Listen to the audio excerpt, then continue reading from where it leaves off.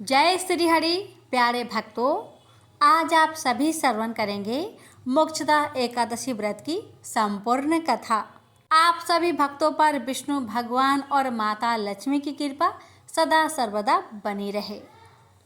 तो आइए भक्तों, सुनते हैं मोक्षदा एकादशी की व्रत कथा। महाराज युधिष्ठिर ने कहा, हे भगवान, आप तीनों लोकों के स्वामी, सबको सुख देने वाले और जगत के पति हैं। मैं आपको नमस्कार करता हूँ। हे देव, आप सबके हितैषी हैं, अतः मेरे संचय को दूर कर मुझे बताइए कि मार्गशीर्ष एकादशी का क्या नाम है। उस दिन कौन से देवता का पूजन किया जाता है और उसकी क्या विधि है, कृपया मुझे बताए। भक्त वत्सल भगवान श्री कृष्ण कहने लगे कि धर्मराज, तुमने बड़ा ही उत्तम प्रश्न किया है। इसके सुनने से तुम्हारा यश संसार में फैलेगा। मार्गशीर्ष शुक्ल एकादशी अनेक पापों को नष्ट करने वाली है। इसका नाम मोक्षदा एकादशी है। इस दिन दामोदर भगवान की धूप दीप नैवेद्य आदि से भक्ति पूर्वक पूजा करनी चाहिए। अब इस विषय में मैं एक पुराणों की कथा कहता हूँ। गोकुल नाम की नगर में बैखानस नामक राजा राज्य करता था। उसके राज्य में चारों वेदों के ज्ञाता ब्राह्मण रहते थे। वह राजा अपनी प्रजा का पुत्रवत पालन करता था।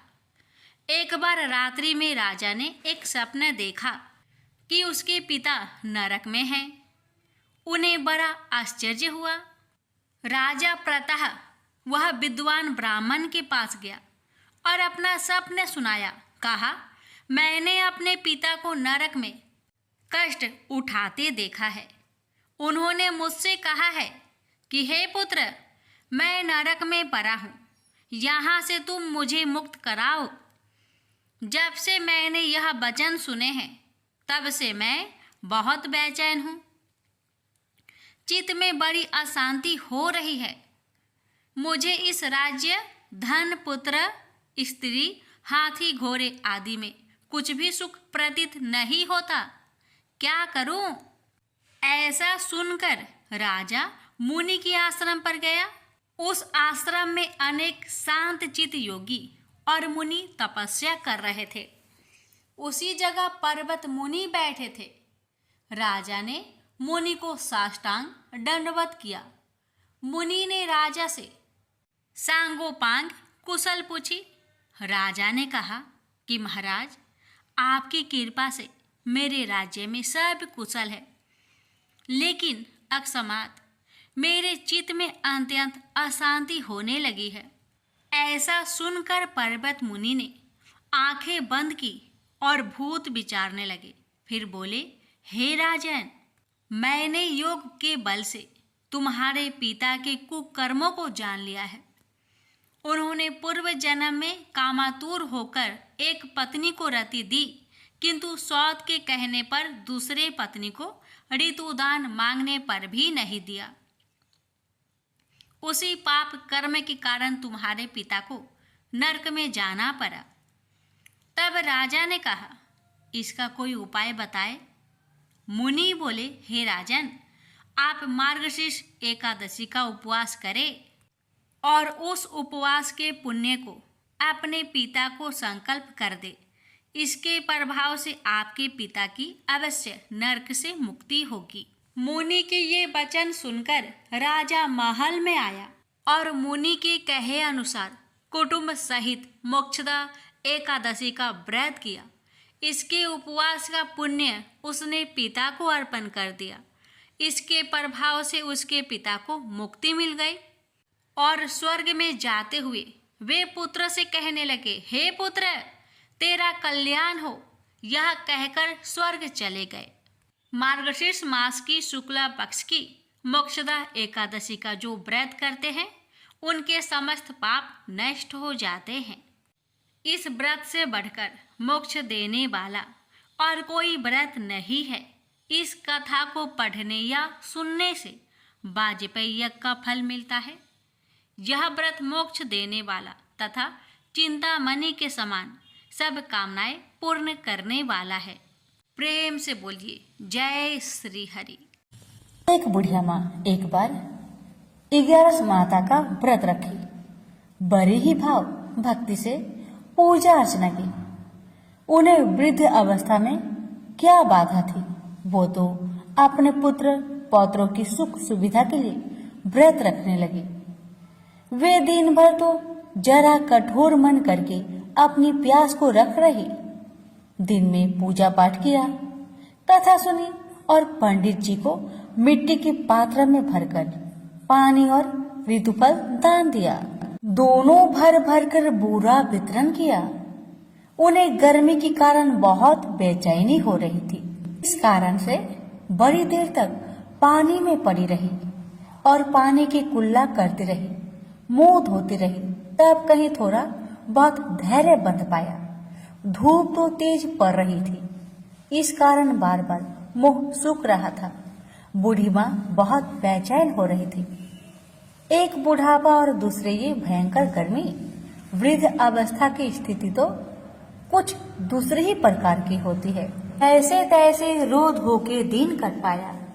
अब पहाड़ सी रात सामने थी, उसका काटना बड़ा ही कठिन दिखाई दे रहा था। खटिया पर पड़े शांति नहीं मिल रही थी। वे बार बार करवट बदल रही थी। अनेक बार वो बाहर जाती और भीतर आती। उन्हें घर के अंदर शांति नहीं थी। वे पड़ी पड़ी एकादशी माता का स्मरण करती रही। वे कहती रही कि हे माता जी, आप मेरी लाज रखेगा, आप ही मुझे शक्ति दे दीजिएगा जिससे मैं भली भांति आपका व्रत कर सकूं और ये पहाड़ सी रात शांति पूर्वक व्यतीत हो सके। प्यास के कारण बूढ़ी माँ की बेचैनी तो बढ़ ही रही थी। उन्होंने धैर्य रखने का बहुत प्रयास किया, किंतु सहनशीलता की सीमा टूट गई और वे घबराकर एकदम चिल्ला पड़ी। बोली, बचाओ बचाओ बचाओ। अम्मा का चिल्लाना सुनकर परिवार भर के नर नारी, बच्चे और पड़ोसी एकत्रित होकर बूढ़ी अम्मा की खटिया के समीप पहुंच गए। सबने पूछा, अम्मा जी आपको क्या हो गया? आप क्यों चिल्ला पड़ी हैं? आप इस वृद्धावस्था में ये कठिन व्रत क्यों कर रही हैं? अम्मा जी ने कहा, शक्ति से ही भक्ति होती है। थोड़ी ही देर में वे फिर से बोली कि अरे हमारे प्राण तो ही निकल जा रहे हैं। मेरी छाती पर ठंडे पानी का घड़ा रख दीजिए। नातियों ने दादी की छाती पर ठंडे पानी का पात्र रख दिया। तब कहीं उन्हें थोड़ा बहुत आराम मिला और थोड़ी देर के लिए उन्होंने अपनी आंखें बंद कर ली। एकादशी माता ने सोचा कि ये बूढ़ी अम्मा है तो बहुत कठोर, जरा जाकर उसकी परीक्षा लेनी चाहिए। वे आधी रात को मुर्गा बनकर टेर लगाने लगी। मुर्गा की आवाज सुनकर दादी जल्दी से उठी और बाहर जाकर आसमान की ओर देखा, किंतु आसमान में कहीं उन्हें प्रातःकालीन तारा दिखाई नहीं दिया। वे सोचने लगी कि ये मुर्गा क्यों और कैसे बोल गया है। ये तो आधा रात मालूम प्रतीत होता है। उन्हें प्यास तो बहुत लग ही रही थी। थोड़ा बहुत उनका मन भी विचलित होने लगा था, किंतु अंत में उन्होंने दृढ़ निश्चय किया कि मैं अब व्रत को पूर्ण करके ही छोड़ूंगी, चाहे कुछ भी हो जाए, मेरा प्राण ही क्यों ना निकल जाए। ये सोचकर फिर वे खटिया पर शिथिल होकर सो गई। थोड़ी ही देर में एकादशी माता ने उनकी फिर से परीक्षा लेनी चाहिए। एक छोटी सी बालिका एक गिलास में शरबत लेकर उनके सिरहाने खड़ी हो गई और जोर से बोली, दादी जी सवेरा हो गया, हाथ मुंह धोकर शरबत पी लीजिएगा। पहले तो शरबत का गिलास देखकर उनका मन ललचाने लगा, किंतु अचानक व्रत का स्मरण हो आया और उन्होंने सोचा कि मैं किसी भी प्रकार से अभी शरबत नहीं पी सकती हूँ और वे शांतिपूर्वक अपनी खटिया पर लेट गई। फिर थोड़ी देर में उन्हें ऐसा लगा कि जैसे किसी ने उन्हें पानी के कुएं में पटक दिया हो। वे बड़ी देर तक उस कुएं में हाथ पांव चलाती रही, किंतु उन्होंने अपने मुख में पानी की एक बूंद भी नहीं जाने दी और वे दृढ़तापूर्वक अपना व्रत पालन करती रही। थोड़ी ही देर में न जाने कहां से सामने आग जलने लगी, जिससे भारी गर्मी बढ़ने लगी। प्यास के कारण प्राण निकलने लगे, किंतु बूढ़ी अम्मा का कुछ भी नहीं बिगड़ पाया। वे जहां की तहां मुस्कुराती हुई बैठी रही। थोड़ी ही देर में बाहर प्रकाश दिखाई देने लगा। ऐसा लगा कि जैसे सवेरा हो आया। बूढ़ी अम्मा ने जब बाहर निकलकर देखा तो समझ गई कि अभी सवेरा होने में 3-4 घंटे की देरी है। यह जानकर वे शांति पूर्वक इधर उधर घूमने फिरने लगी। एकादशी माता ये बात अच्छी तरह से समझ गई कि ये बूढ़ी अम्मा किसी भी प्रकार से अपने व्रत से नहीं टल सकती। वे उनके सत्य व्रत को ही अच्छी तरह से समझ गई। सवेरा होते ही बूढ़ी माँ ने स्नान किया, भगवान का पूजा पाठ किया, एकादशी माता की कथा सुनी, ब्राह्मणों को दक्षिणा देकर भोजन करवाया। तब कहीं बूढ़ी अम्मा ने जल ग्रहण किया। कन्याओं को भोजन कराने के बाद अम्मा ने भोजन किया। उस श्रेष्ठ व्रत के प्रताप से बूढ़ी अम्मा की आयु में वृद्धि हो गई। उनका घर परिवार हरा भरा हो गया। घर में अब उनके कोई भी अभाव नहीं रहा। वे हर तरह के सुख साधनों से संपन्न हो गए। नाती नातिनों से उनका घर भर गया और वे उसी दिन से 12 महीने की एकादशी का व्रत करने लगी। एकादशी माता के व्रत के प्रताप से इस संसार में हर प्रकार के सुख भोग कर अंत में बैकुंठ धाम को चली गई। से बोलिए एकादशी माता की जय। आरती। ओम जय एकादशी, जय एकादशी, जय एकादशी माता। विष्णु पूजा व्रत को धारण कर शक्ति मुक्ति पाता। ओम जय एकादशी माता, तेरे नाम गिनाऊं देवी, भक्ति प्रदान करने। गण गौरव की देनी माता, शास्त्रों में बरनी। ओम जय एकादशी माता, मार्गशीर्ष के कृष्णा पक्ष की उत्पन्ना विश्वातारिणी जन्मी, शुक्ल पक्ष में हुई मोक्षदा मुक्ति दाता बनाई। ओम जय एकादशी माता, पौष के कृष्णा पक्ष की सफला नामक है, शुक्ल पक्ष में होए पुत्र दा आनंद अधिक रहे। ओम जय एकादशी माता, नाम सटटिला माघ मास में कृष्ण पक्ष आवे, शुक्ल पक्ष में जया कहावे, विजय सदा पावे। ओम जय एकादशी माता, विजया फाल्गुन कृष्ण पक्ष में शुक्ल आमल की, पाप मोचनी कृष्ण पक्ष में चैत्र महाबली की। ओम जय एकादशी माता, चैत्र शुक्ल में नाम कामदा धन देने वाली, नाम बरुथनी कृष्ण पक्ष में वैशाख महावाली। ओम जय एकादशी माता, शुक्ल पक्ष में होई मोहिनी, अपरा ज्येष्ठ कृष्ण पक्षी, नाम निर्जला सब सुख करने कृष्ण पक्ष रखी।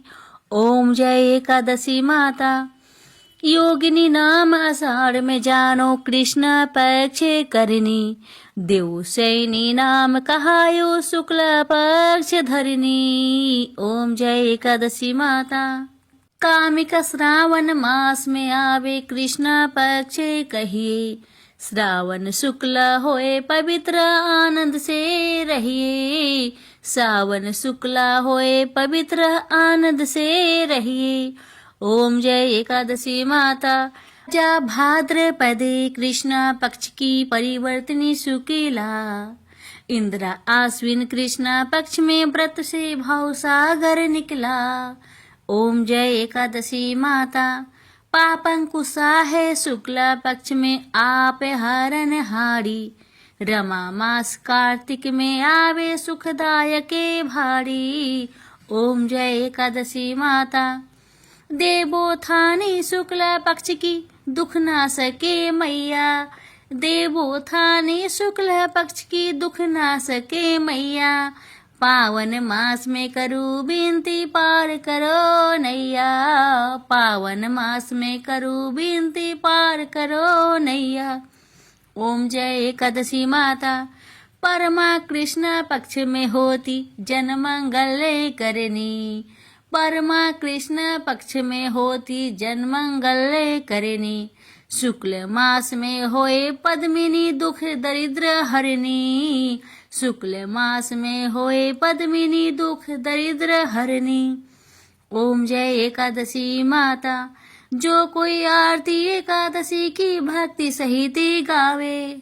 जो कोई आरती एकादशी की भक्ति सहित गावे, जन गुरु दिता स्वर्ग कबासा निश्चय वह पावे।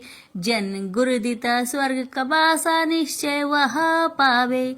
ओम जय एकादशी माता, जय एकादशी माता। प्रेम से बोलिए एकादशी माता की जय।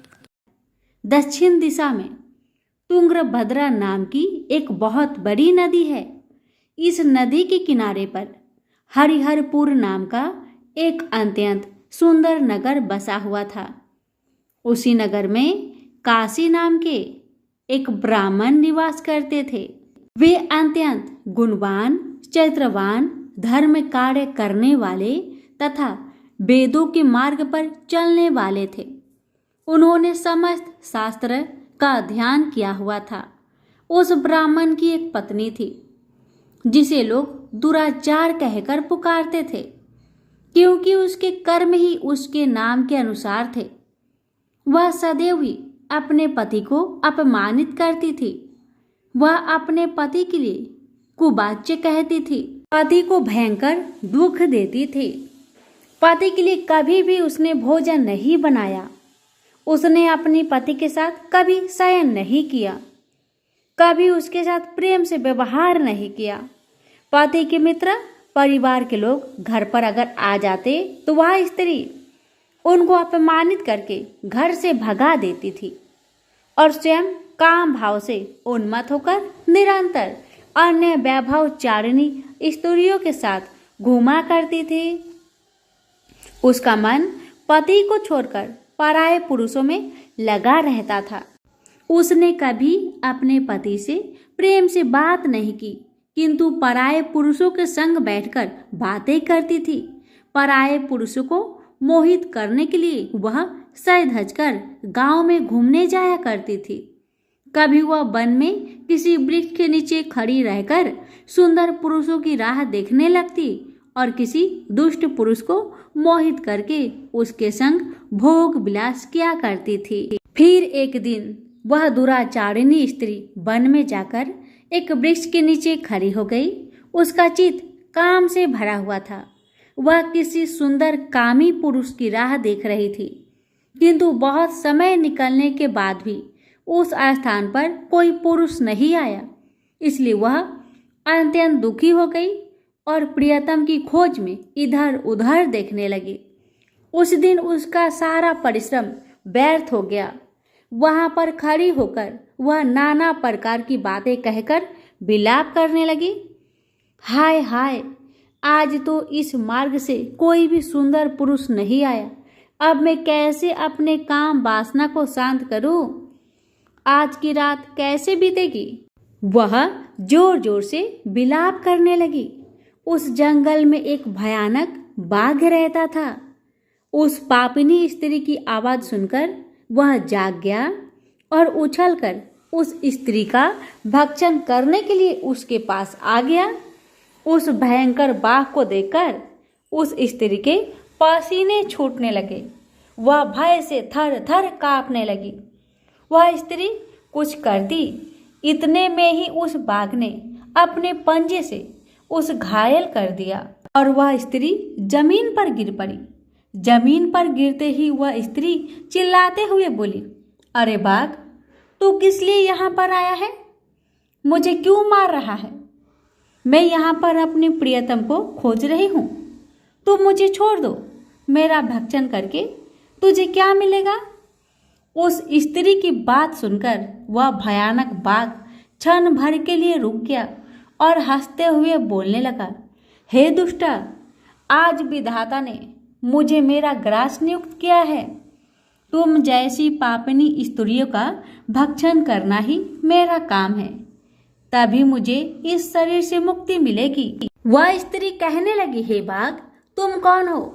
मुझे सच सच बताओ, तुम्हें किस कारण से बाघ की योनि में जन्म लेना पड़ा और तुम मुझ जैसी स्त्रियों का भक्षण क्यों करते हो? पहले मुझे सारी बात बताओ और फिर मेरा भक्षण करो। फिर बाघ कहने लगा, हे पापिनी, मैं तुझे मेरे पूर्व जन्म का वृत्तांत सुनाता हूँ, किस कारण से मुझे बाघ बनना पड़ा। पूर्व काल में दक्षिण देश में एक नदी थी। उस नदी के तट पर एक नगर बसी हुई थी। उस नगरी में मैं निवास करता था। मैं एक ब्राह्मण का पुत्र था और नदी किनारे बैठकर यज्ञ आदि कार्य किया करता था। मैंने उस जन्म में अनेक पापियों के लिए यज्ञ किया, उन पापियों के घर का भोजन किया। मैंने धन के लोभ से अनेक पापियों के लिए कार्य किया। जिन वस्तुओं का दान ब्राह्मण को नहीं लेना चाहिए, उन वस्तुओं का दान भी मैंने ग्रहण किया और दूसरे से धन लेता था, लेकिन कभी वापस नहीं करता था। इस प्रकार से पाप करते हुए मुझे बहुत साल बीत गए और मैं बूढ़ा हो गया। मेरे बाल सफेद हो गए, आंखें सूज गई, मुंह के सारे दांत गिर गए, लेकिन फिर भी मेरी दान लेने की आदत नहीं छूटी और मैं पाप करता गया। फिर एक दिन मैं धन के लोभ से नदी किनारे गया और अन्य धूर्त ब्राह्मणों के साथ मिलकर हमने लोगों को ठगा। झूठ मंत्र वचन बोलकर हमने बिना विधि विधान किए ही देवी देवताओं का पूजन किया और बहुत सारा धन दान में ले लिया। फिर उसी स्थान पर एक बीमार कुत्ते ने मेरे पैर में काट लिया और मैं मूर्छित होकर गिर पड़ा। उसी क्षण मेरे प्राण चले गए। फिर यम के दूत उस स्थान पर प्रकट हुए और मुझे पकड़कर यमपुरी ले गए। वहां पर यमराज ने चित्रगुप्त से मेरे कर्मों का लेखा जोखा निकालने के लिए कहा। फिर चित्रगुप्त कहने लगे, हे धर्मराज, इस ब्राह्मण ने घोर पाप किए हैं। इसने दूसरों से झूठ कहकर धन लूटा है, विधि विधान से पूजा ना करके झूठ मंत्र बोलकर भगवान का अपमान किया है। इसलिए यह पापी ब्राह्मण केवल नरक जाने के ही योग्य है। फिर यमराज ने अपने दूतों को आदेश देकर मुझे नरक की अग्नि में डाल दिया। अनेक वर्षों तक नरक की सजा भोगने के बाद मुझे बाघ का शरीर प्राप्त हुआ और मैं इस दुर्गम वन में निवास करने लगा। मैं अपने पूर्व जन्म के पापों को याद करके कभी महात्मा, साधु पुरुष, सती स्त्रियों का भक्षण नहीं करता हूँ। मैं केवल पापी, दुराचारी तथा उल्टा स्त्रियों का ही भक्षण करता हूँ ताकि मुझे पाप से मुक्ति मिल जाए। इस प्रकार से उस बाघ ने अपने पूर्व जन्म का वृत्तांत सुना दिया और उस स्त्री से कहने लगा कि हे पापिनी, तेरे आचरण से तू उल्टा दिखाई पड़ती है। अपने पति को छोड़कर तू इस वन में अन्य पुरुष के साथ भोग विलास करने के लिए आई है, इसलिए आज तू मेरा ग्रास अवश्य बनेगी। इतना कहकर उस बाघ ने अपने तीक्ष्ण नाखून से उस पापी स्त्री के टुकड़े टुकड़े करके उसे खा लिया। फिर उस स्थान पर यम के दूत प्रकट हुए और उस पापनी स्त्री को उठाकर यमपुरी ले गए। वहां पर उसे यमराज के सामने खड़ा किया गया। फिर चित्रगुप्त ने उस स्त्री का लेखा जोखा निकालते हुए यमराज से कहने लगे, हे धर्मराज, यह स्त्री तो अत्यंत पापिनी है। इसने घोर पाप किए हैं। इसने व्यभिचार किया है। इसने अपने पति की कभी सेवा नहीं की। अपने पति को भूलकर पराये पुरुषों के संग भोग विलास किया करती थी। उसके पाप को सुनकर यमराज ने उस स्त्री को अग्नि से भरे हुए कुंडों में डालने का आदेश दिया। अनेक वर्षों तक उसे उस कुंड में पकाया गया। फिर उसे निकालकर दूसरे नरक में डाल दिया गया। इस प्रकार से उसे अनेक वर्षों तक अलग अलग नरकों में डाला गया और नरकों में डालने के बाद वह महापापिनी स्त्री पुनः पृथ्वी लोक पर आकर चंडाल के रूप में उत्पन्न हुई। चंडाल के घर में जन्म लेकर वह फिर से अनेक पाप करने लगी, व्यभिचार करने लगी, अनेक पापी पुरुषों के संग विहार करने लगी। कुछ समय बाद पूर्व जन्म के पापों के कारण उसे कोढ़ का रोग हो गया और वह भयानक पीड़ा सहन करने लगी। उसका हर अंग जलने लगा, उसके नेत्रों में पीड़ा होने लगी। इस दुख को सहन करते हुए वह दिन बिताने लगी। फिर एक दिन वह तीर्थ में स्नान करने के उद्देश्य से अनंतपुरा में चली गई। वहां पर वह एक आश्रम के बाहर निवास करने लगी। वहां उस आश्रम में एक तुलसी का पौधा था। अन्य स्त्रियों को वहां पर तुलसी के पास दीपक जलाते हुए देखकर उस पापी स्त्री ने भी वही किया। उसने तुलसी के पौधे के पास एक दीपक जला दिया।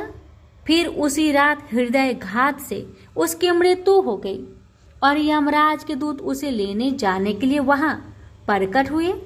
जैसे ही यम के दूत उस पापी स्त्री को पास में बांधकर ले जाने लगे, तभी भगवान विष्णु के दो पार्षद उस स्थान पर प्रकट हुए और उन्होंने उन दोनों को रोक लिया और कहने लगे, हे दूतों, इस स्त्री को तुम छोड़ दो। यह स्त्री नरक जाने योग्य नहीं है। तुम किसके आदेश से ऐसा अधर्म कर रहे हो?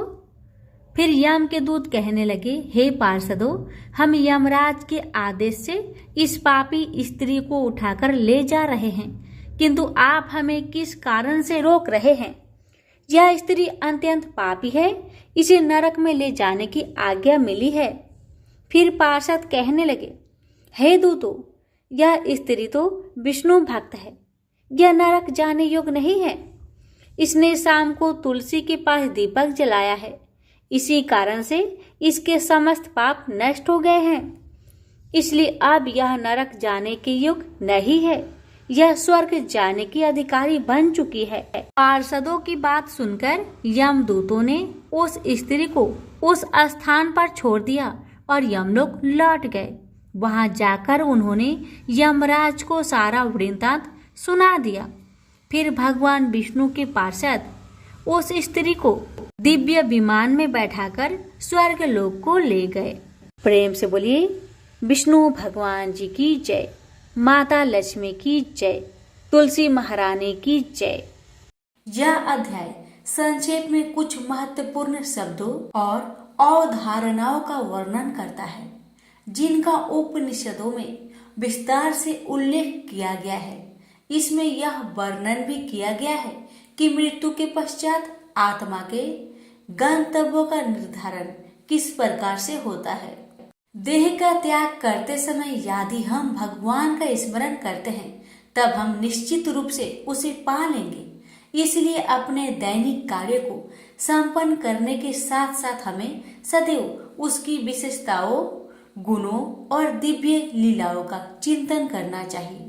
जब हम अनन्य भक्ति से अपने मन को भगवान में पूर्णतया तल्लीन कर लेते हैं, तब हम भौतिक आयामों से परे आध्यात्मिक क्षेत्र में प्रवेश करते हैं। तत्पश्चात इस अध्याय में भौतिक क्षेत्र में स्थित कुछ लोगों की चर्चा की गई है। इसमें बताया गया है कि सृष्टि के चक्र में ये लोक और पर निवास करने वाले असंख्य प्राणी कैसे इनमें प्रकट होते हैं और प्रलय के समय पुनः अव्यक्त हो जाते हैं। किंतु इस व्यक्त और अव्यक्त सृष्टि से परे भगवान का दिव्य लोक है। वे जो प्रकाश के मार्ग का अनुसरण करते हैं, वे अंततः दिव्य लोक में पहुंचते हैं और फिर कभी नश्वर संसार में लौटकर नहीं आते। जबकि अंधकार के मार्ग का अनुसरण करने वाले लोग जन्म, रोग, बुढ़ापे और मृत्यु के अनंत चक्रों में देहांतरण करते रहते हैं। अर्जुन ने कहा, हे भगवान, ब्रह्म क्या है, अध्यात्म क्या है और कर्म क्या है, आदिभूत को क्या कहते हैं और अधिदेव किसे कहते हैं? हे मधुसूदन, अधियज्ञ कौन है और यह अधियज्ञ शरीर में कैसे रहता है? हे कृष्ण, दृढ़ मन से आपकी भक्ति में लीन रहने वाले मृत्यु के समय आपको कैसे जान पाते हैं? परम कृपालु भगवान ने कहा, परम अविनाशी सत्ता को ब्रह्म कहा जाता है। किसी मनुष्य की अपनी आत्मा को अध्यात्म कहा जाता है।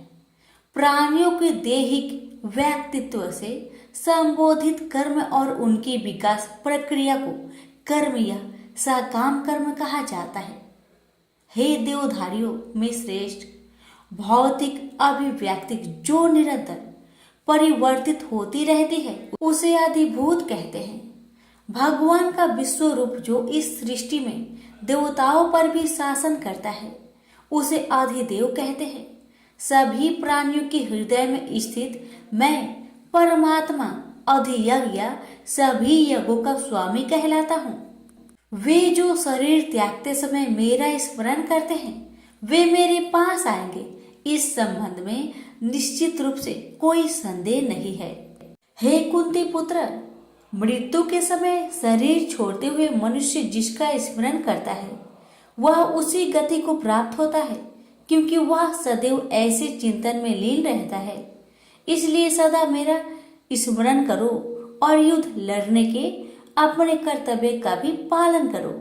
अपना मन और बुद्धि मुझे समर्पित करो, तब तुम निश्चित रूप से मुझे पा लोगे, इसमें कोई संदेह नहीं है। हे पार्थ, अभ्यास के साथ जब तुम अविचलित भाव से मन को मुझ पुरुषोत्तम भगवान के स्मरण में लीन करते हो तब तुम निश्चित रूप से मुझे पा लोगे। भगवान सर्वज्ञ, आदि पुरुष, नियंता, सूक्ष्म से सूक्ष्मतम, सबका पालक, अज्ञानता के सभी अंधकारों से परे और सूर्य से अधिक तेजवान है और अचिंतनीय दिव्य स्वरूप के स्वामी है। मृत्यु के समय जो मनुष्य योग के अभ्यास द्वारा स्थिर मन के साथ अपने प्राणों को भोग के मध्यम स्थिर कर लेता है और दृढ़ता पूर्वक पूर्ण भक्ति से दिव्य भगवान का स्मरण करता है, वह निश्चित रूप से उसे पा लेता है। वेदों के ज्ञाता उसका वर्णन अविनाशी के रूप में करते हैं। महान तपस्वी ब्रह्मचार्य व्रत का पालन करते हैं और उसमें स्थित होने के लिए सांसारिक सुखों का त्याग करते हैं। मैं तुम्हें इस मुक्ति के मार्ग के संबंध में संक्षेप में बताऊंगा। शरीर के समस्त द्वारों को बंद कर मन को हृदय स्थल पर स्थिर करते हुए और प्राण वायु को सिर पर केंद्रित करते हुए मनुष्य को दृढ़ योगिक चिंतन में स्थित हो जाना चाहिए। जो देह त्यागते समय मेरा स्मरण करता है और पवित्र अक्षर ओम का उच्चारण करता है वह परम गति को प्राप्त करेगा। हे पार्थ, जो योगी अनन्य भक्ति भाव से सदैव मेरा चिंतन करते हैं उनके लिए मैं सरलता से सुलभ रहता हूँ, क्योंकि वे निरंतर मेरी भक्ति में तत्लीन रहते हैं।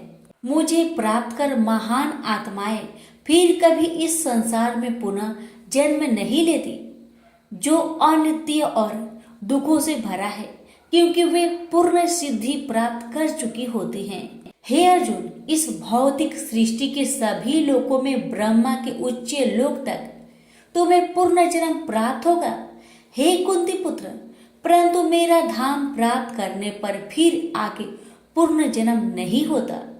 1000 चक्र के 4 युग महायुग का ब्रह्म का कल्प एक दिन होता है और इसकी अवधि की उसकी एक रात्रि होती है।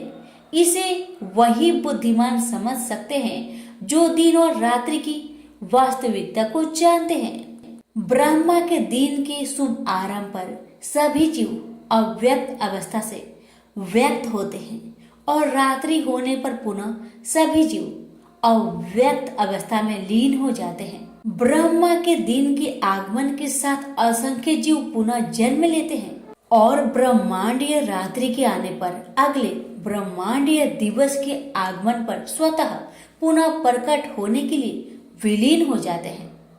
व्यक्त और अव्यक्त सृष्टि से परे अन्य अव्यक्त स्वास्थ्य आयाम है। जब सब कुछ विनष्ट हो जाता है किंतु उसकी सत्ता का विनाश नहीं होता। यह अव्यक्त आयाम परम गंतव्य है और इस पर पहुंचकर फिर कोई नश्वर संसार में लौट कर नहीं आता। यह मेरा परम धाम है। परमेश्वर का दिव्य व्यक्तित्व सभी सत्ताओं से परे है। यद्यपि यह सर्वव्यापक है और सभी प्राणी उसके भीतर रहते हैं, तथापि उसे केवल भक्ति द्वारा ही जाना जा सकता है। हे भरत श्रेष्ठ, अब मैं तुम्हें इस संसार से दूर विभिन्न भागों के संबंध में बताऊंगा। इनमें से एक मार्ग मुक्ति की ओर ले जाने वाला है और दूसरा पूर्ण जन्म की ओर ले जाता है। वे जो पर ब्रह्मा को जानते हैं और जो उन 6 मासों में जब सूर्य उत्तर दिशा में रहता है, चंद्रमा के शुक्ल पक्ष की रात्रि और दिन के शुभ लक्षण में देह त्याग करते हैं, वे परम गतव्य को प्राप्त करते हैं। वैदिक कर्म कांडों का प्लान करने वाले साधक चंद्रमा के कृष्ण पक्ष की रात्रि में धुएं के समय जब सूर्य दक्षिणायन में रहता है, 6 माह के भीतर मृत्यु को प्राप्त होते हैं। वे स्वर्ग लोक को प्राप्त करते हैं। स्वर्ग के सुख भोगने के पश्चात वे पुनः धरती पर लौट कर आते हैं। प्रकाश और अंधकार के ये दोनों पक्ष संसार में सदा विद्यमान रहते हैं। प्रकाश का मार्ग मुक्ति की ओर तथा अंधकार का मार्ग पूर्ण जन्म की ओर ले जाता है। ये पार्थ, जो योगी इन दोनों मार्ग का रहस्य जानते हैं वे कभी मोहित नहीं होते, इसलिए वे सदैव योग में स्थिर रहते हैं। हे योगी, इस रहस्य को जान लेते हैं वे विधि पैमान तपस्या यज्ञों के अनुष्ठान और दान से प्राप्त होने वाले फलों से परे और अधिक लाभ प्राप्त करते हैं। ऐसे योगियों को भगवान का परम धाम प्राप्त होता है।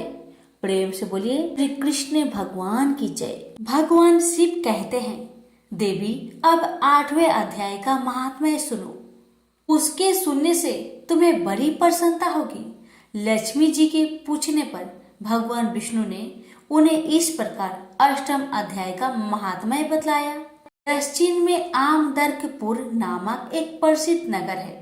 वहां भाव शर्मा नामक एक ब्राह्मण रहता था, जिसने वैश्या को पत्नी बनाकर रखा था।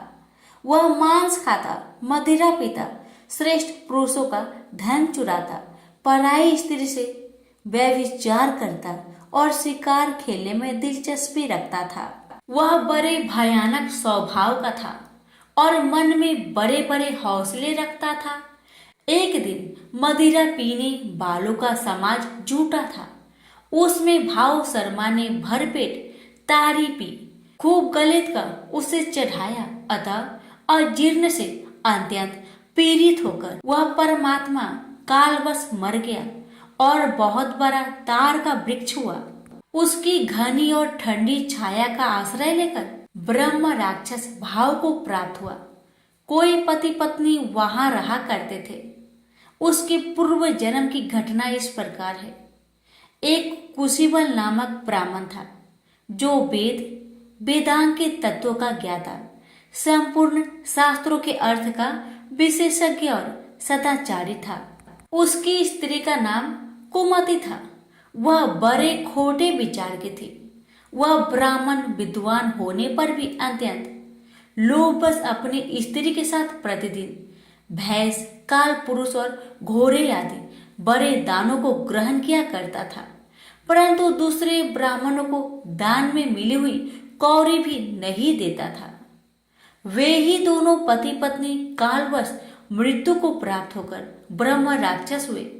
वे भूख और प्यास से पीड़ित हो इस पृथ्वी पर घूमते हुए उसी तार वृक्ष के पास आए और उसके मूल भाग में विश्राम करने लगे। इसके बाद पत्नी ने पति से पूछा, हे नाथ, हम लोगों का यह महान दुख कैसे दूर होगा तथा इस ब्रह्म राक्षस योनि से किस प्रकार हम दोनों की मुक्ति होगी? तब उस ब्राह्मण ने कहा, ब्रह्म विद्या के उपदेश, आध्यात्मिक तत्व के विचार और कर्म विधि के ज्ञान बिना किस प्रकार संकट से छुटकारा मिल सकता है। यह सुनकर पत्नी ने पूछा कि ब्रह्मा की मध्यात्मा की कर्म पुरुषोत्तम वह ब्रह्म क्या है, अध्यात्म क्या है और कर्म कौन सा है। उसकी पत्नी के इतना कहते ही जो आश्चर्य घटना घटित हुई उसको सुनो। उपयुक्त वाक्य गीता के 8वें अध्याय का श्लोक था। उसके श्रवण से वह वृक्ष उस समय तार के रूप को त्याग कर भाव शर्मा नामक ब्राह्मण हो गया। तत्काल ज्ञान होने से विशुद्ध चित होकर वह पाप के चोले से मुक्त हो गया तथा उस आधे श्लोक के ही महात्म्य से वे पति पत्नी भी मुक्त हो गए। उनके मुख से देवाथी 8वें अध्याय का आधा श्लोक निकल पड़ा था। तदंतर आकाश से एक दिव्य विमान आया और वे दोनों पति पत्नी उस विमान पर आरूढ़ होकर स्वर्ग लोक को चले गए। वहां का यह सारा वृत्तांत अत्यंत आश्चर्यजनक था। उसके बाद उस बुद्धिमान ब्राह्मण भाव शर्मा ने आदर पूर्वक उस आधे श्लोक को लिखा और देव जनार्दन की आराधना करने की इच्छा से वह मुक्तिदायिनी काशीपुरी में चला गया। वहां उस उद्धार बुद्धि वाले ब्राह्मण ने भारी तपस्या आरंभ की। उसी समय क्षीर सागर की कन्या भगवती लक्ष्मी ने हाथ जोड़कर देवताओं के भी देवता जगतपति जनार्दन से पूछा, नाथ आप सहसा नींद त्याग कर खड़े क्यों हो गए। श्री भगवान बोले, देवी काशीपुर में भी भागीरथी के तट पर बुद्धिमान ब्राह्मण भाव शर्मा मेरी भक्ति रस से परिपूर्ण होकर अत्यंत कठोर तपस्या कर रहा है। वह अपनी इंद्रियों को बस में करके गीता के 8वें अध्याय के आधे श्लोक का जप करता है। मैं उसकी तपस्या से बहुत संतुष्ट हूँ। बहुत देर से उसकी तपस्या के अनुरूप फल का विचार कर रहा था। प्रिय, इस समय वह फल देने को मैं उत्कंठित हूँ। पार्वती जी ने पूछा, भगवान श्री हरि सदा प्रसन्न होने पर भी जिनके लिए चिंतित हो उठे थे उस भगवत भाव शर्मा ने कौन सा फल प्राप्त किया है। श्री महादेव जी बोले, देवी द्विज श्रेष्ठ भाव शर्मा प्रसन्न हुए। भगवान विष्णु के पार्षद को पाकर अत्यधिक सुख को प्राप्त हुआ तथा उसके अन्य वंशज भी जो नरक यातना में पड़े थे उसी के शुद्ध कर्म से भागवत धाम को प्राप्त हुई। पार्वती, यह 8वें अध्याय का महात्म्य थोड़े में ही तुम्हें बताया है। इस पर सदा विचार करते रहना चाहिए। प्रेम से बोलिए उमापति शंकर भगवान की जय, लक्ष्मी नारायण की जय। हर व्रत के कथा के साथ पढ़ी और सुनी जाने वाली लपसी तपसी की कहानी। एक लपसी था, एक तपसी था। तपसी हमेशा भगवान की तपस्या में लीन रहता था। लपसी रोजाना 1.25 सेर की लपसी बनाकर भगवान का भोग लगाकर जीम लेता था। एक दिन दोनों लड़ने लगे। तपसी बोला, मैं रोज भगवान की तपस्या करता हूँ इसलिए मैं बड़ा हूँ। तपसी बोला, मैं रोज भगवान को 1.25 सेर लापसी का भोग लगाता हूँ इसलिए मैं बड़ा हूँ। नारद जी वहां से गुजर रहे थे। दोनों को लड़ता देखकर उनसे पूछा कि तुम क्यों लड़ रहे हो। तपसी ने खुद के बड़ा होने का कारण बताया और लपसी ने अपना कारण बताया। नारद जी बोले, तुम्हारा फैसला मैं कर दूंगा। दूसरे दिन लपसी और तपसी नहाकर अपनी रोज की भक्ति करने आए तो नारद जी ने छुपकर 1.25 करोड़ की एक अंगूठी उन दोनों के आगे रख दी। तपसी की नजर जब अंगूठी पर पड़ी तो उसने चुपचाप अंगूठी उठाकर अपने नीचे दबा ली। लपसी की नजर अंगूठी पर पड़ी लेकिन उसने ध्यान नहीं दिया। भगवान को भोग लगाकर लपसी खाने लगा। नारद जी सामने आए तो दोनों ने पूछा कि कौन बड़ा है। तो नारद जी ने तपसी से खड़ा होने को कहा। वो खड़ा हुआ तो उसके नीचे दबी अंगूठी दिखाई पड़ी। नारद जी ने तपसी से कहा, तपस्या करने के बाद भी तुम्हारी चोरी करने की आदत नहीं गई, इसलिए लपसी पड़ा है और तुम्हें तुम्हारी तपस्या का कोई फल भी नहीं मिलेगा। तपसी शर्मिंदा होकर माफी मांगने लगा। उसने नारद जी से पूछा, मुझे मेरी तपस्या का फल कैसे मिलेगा? नारद जी ने कहा, यदि कोई गाय और कुत्ते की रोटी नहीं बनाएगा तो फल तुम्हें मिलेगा। यदि कोई ब्राह्मण को भोजन करवाकर दक्षिणा नहीं देगा तो फल तुम्हें मिलेगा। यदि कोई साड़ी के साथ ब्लाउज नहीं देगा तो फल तुझे मिलेगा। यदि कोई दिए से दिया जलाएगा तो फल तुझे मिलेगा। यदि कोई सारी कहानी सुने लेकिन तुम्हारी कहानी नहीं सुने तो फल तुझे मिलेगा। उसी दिन से हर व्रत कथा कहानी के साथ लपसी तपसी की कहानी भी सुनी और कही जाती है। तो प्रेम से बोलिए विष्णु भगवान की जय। धन्यवाद। आप श्रवण करें जगदीश जी की आरती। ओम जय जगदीश हरे, स्वामी जय जगदीश हरे। भक्त जनों के संकट क्षण में दूर करे। ओम जय जगदीश हरे। जो ध्यावे फल पावे, दुख बिन से मन का। स्वामी दुख बिन से मन का। सुख संपत्ति घर आवे, कष्ट मिटे तन का। ओम जय जगदीश हरे। मात पिता तुम मेरे, शरण कहूँ किसकी। स्वामी शरण कहूँ किसकी। तुम्हें बिनु और न दूजा, आस करो जिसकी। ओम जय जगदीश हरे। तुम्हें पूरन परमात्मा, तुम अंतर्यामी। पर ब्रह्मा परमेश्वरी, तुम सबके स्वामी। ओम जय जगदीश हरे। तुम करुणा के सागरी, तुम पालन करता। मैं मूरख खल कामी, कृपा करो भरता। ओम जय जगदीश हरे। तुम हो एक अगोचरी, सबके प्राणपति। प्रभु सबके प्राणपति। किस विधु मिलू दया मिली, तुमको मैं कुमति। ओम जय जगदीश हरे। इन बंधु दुख हरता, तुम ठाकुर मेरे। प्रभु तुम ठाकुर मेरे। अपने हाथ उठाओ, द्वार पर तेरे। ओम जय जगदीश हरे। विषय विकार मिटाओ, पाप हरो देवा।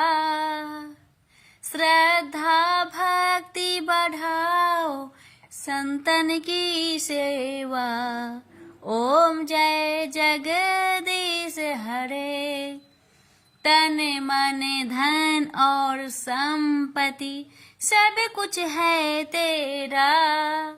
प्रभु सब कुछ है तेरा। तेरा तुझको अर्पण, क्या लागे मेरा। ओम जय जगदीश हरे। जगदीश्वर जी की आरती, जो कोई नर गावे। कहत शिवानंद स्वामी, मनोवांछित फल पावे। ओम जय जगदीश हरे। प्रेम से बोलिए विष्णु भगवान की जय। अब श्रवण करते हैं एकादशी माता की आरती। ओम जय एकादशी, जय एकादशी, जय एकादशी माता। विष्णु पूजा व्रत को धारण कर शक्ति मुक्ति पाता। ओम जय एकादशी माता, तेरे नाम गिनाऊं देवी, भक्ति प्रदान करने। गण गौरव की देनी माता, शास्त्रों में बरनी। ओम जय एकादशी माता, मार्गशीर्ष के कृष्णा पक्ष की उत्पन्ना विश्वातारिणी जन्मी। शुक्ल पक्ष में हुई मोक्षदा मुक्तिदाता बनाई। ओम जय एकादशी माता, पौष के कृष्णा पक्ष की सफला नामक है। शुक्ल पक्ष में होए पुत्र दा आनंद अधिक रहे। ओम जय एकादशी माता, नाम सटटिला माघ मास में कृष्ण पक्ष आवे। शुक्ल पक्ष में जया कहावे, विजय सदा पावे। ओम जय एकादशी माता, विजया फाल्गुन कृष्ण पक्ष में शुक्ल आमल की। पाप मोचनी कृष्ण पक्ष में चैत्र महाबली की। ओम जय एकादशी माता, चैत्र शुक्ल में नाम कामदा धन देने वाली। नाम बरुथनी कृष्ण पक्ष में वैशाख महावाली। ओम जय एकादशी माता, शुक्ल पक्ष में होई मोहिनी, अपरा ज्येष्ठ कृष्ण पक्षी। नाम निर्जला सब सुख करने कृष्ण पक्ष रखी। ओम जय एकादशी माता, योगिनी नाम आषाढ़ में जानो कृष्ण पक्ष करनी। देव सैनी नाम कहायो शुक्ल पक्ष धरनी। ओम जय एकादशी माता, कामिक श्रावण मास में आवे कृष्ण पक्ष कहिए। श्रावण शुक्ल होए पवित्र आनंद से रहिए। सावन शुक्ल होए पवित्र आनंद से रहिए। ओम जय एकादशी माता, जा भाद्रपदे कृष्ण पक्ष की परिवर्तनी शुक्ला। इंद्रा आश्विन कृष्ण पक्ष में व्रत से भाव सागर निकला। ओम जय एकादशी माता, पापंकुशा है शुक्ला पक्ष में आप हरण हारी। रमा मास कार्तिक में आवे सुखदायक भारी। ओम जय एकादशी माता, देवोत्थानी शुक्ल पक्ष की दुख ना सके मैया। देवोत्थानी शुक्ल पक्ष की दुख ना सके मैया। पावन मास में करूँ विनती पार करो नैया। पावन मास में करूँ विनती पार करो नैया। ओम जय एकादशी माता, परमा कृष्ण पक्ष में होती जन मंगल करनी। परमा कृष्ण पक्ष में होती जन मंगल करनी। शुक्ल मास में होए पद्मिनी दुख दरिद्र हरनी। शुक्ल मास में होए पद्मिनी दुख दरिद्र हरनी। ओम जय एकादशी माता, जो कोई आरती एकादशी की भक्ति सहित गावे। जो कोई आरती एकादशी की भक्ति सहित गावे। जन गुरु दिता स्वर्ग कबासा निश्चय वह पावे। जन गुरु दिता स्वर्ग कबासा निश्चय वह पावे। ओम जय एकादशी माता, जय एकादशी माता। प्रेम से बोलिए एकादशी माता की जय।